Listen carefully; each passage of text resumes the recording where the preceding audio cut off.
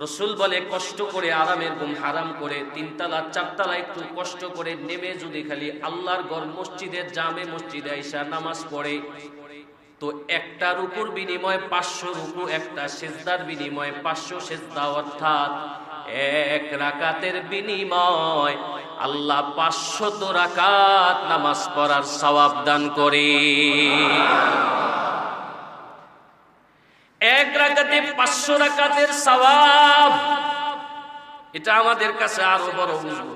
যদি বলা হয় ঘরে নামাজ পড়লে, কেউ যদি কালকে থেকে ঘরে নামাজ পড়ে তাহলে তাকে দেওয়া হবে 10 টাকা, আর যদি কেউ আগামীকাল থেকে মসজিদে নামাজ পড়ে গেট থেকে বের হলেই দেওয়া হবে 500 টাকা। বলেন তো এই ঘোষণা হলে আগামীকাল ফজরে মসজিদ আর খালি থাকবে?